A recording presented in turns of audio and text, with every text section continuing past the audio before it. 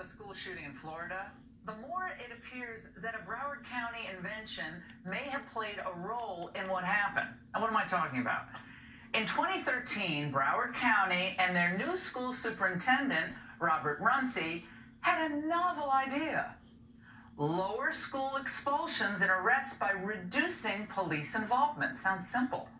They called it the Promise Program, preventing recidivism through opportunities, mentoring, intervention, support, and education. It's quite an acronym.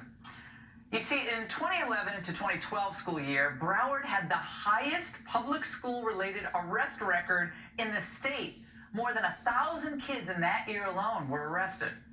The Obama administration Education Secretary Arne Duncan and Attorney General Eric Holder were so impressed by the Promise Plan that it inspired their own new national guidelines. As it stands, far too many students across this country are diverted from the path to success by unnecessarily harsh discipline policies and practices that exclude them from school for really minor infractions. Too often, so-called zero-tolerance policies, however well-intentioned they might be, make students feel unwelcome in their own schools. They disrupt the learning process, and they can have significant and lasting negative effects on the long-term well-being of our young people. Well, I'd say a violent kid whose outbursts are tolerated week after week, leading years later to a school shooting, also has lasting negative effects on young people and disrupts the learning process, Eric. But I digress. The Obama bureaucrats incentivized Broward to go even further, awarding the district nearly $54 million in grants to improve the lives of students in poverty and students of color. The standard to show that their lives are actually improving? Fewer arrests at schools, less police involvement, fewer disciplinary problems, at least on paper.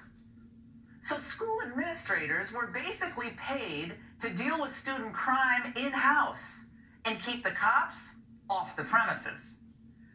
Had Nicholas Cruz been arrested or charged by police for bringing knives or bullets to school, or for other various infractions, threats and so forth, he might not have been able to buy that gun he used to kill 17 people. When CNN's Jake Tapper pressed Sheriff Scott Israel about his office's approach to student crimes, he said this. What you're referring to is the Promise Program, and it's giving the school has the ability, under certain circumstances, not to call the police, not to get the police involved on misdemeanor offenses, and take care of it within the school. It's an excellent program. Oh, what did we expect he was going to say? Until it helps a mass killer maintain a clean record up to the time of his shooting, that is. Broward County Sheriff Union President Jeff Bell revealed this to me last week.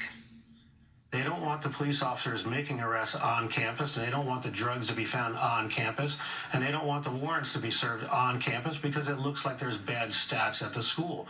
So I place a lot of blame on the school board with that and some of the programs that they've initiated with the state attorney and the sheriff's office in the years past. For example, the Promise Program. The problem is when that program started, we took all discretion away from the law enforcement officers to effect an arrest if we choose to.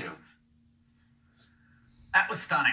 Now, Broward School Superintendent Robert Runcie, Sheriff Israel, and the Obama bureaucrats that created this perverse incentive to hide student criminality or downplay it have a lot of explaining to do.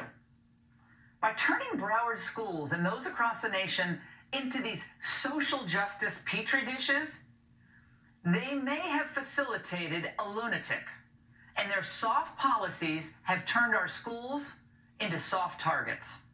And that's the angle.